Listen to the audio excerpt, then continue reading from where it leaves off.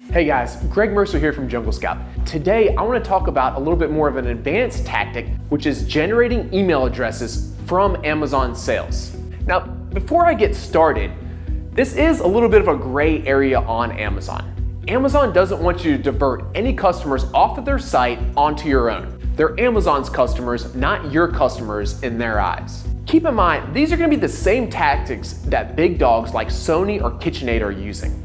The two best ways to generate emails from Amazon sales are through product inserts or product packaging.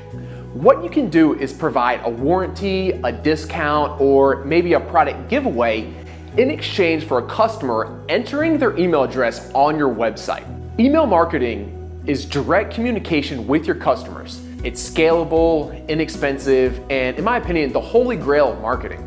Personally, I like to use product inserts because they usually get read more than your product packaging. In your product insert, you can do something like offer an extended warranty, which would incentivize your customer to go to your website and enter their email address. After capturing their email address, you can email them future product promotions, to request reviews on Amazon, or more. If you don't already have your website, try using something like WordPress, Lead Pages, or Unbounce, which usually lets you set up a website in under an hour without any technical experience.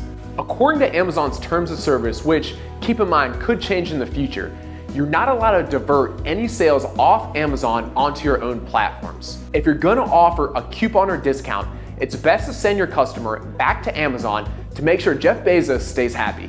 Keep in mind that this is different than setting up an automated email campaign, which automatically emails all your customers requesting feedback or review.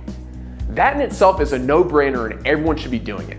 By providing excellent customer service to these people, it increases the likelihood of them going to your website and entering their email address there.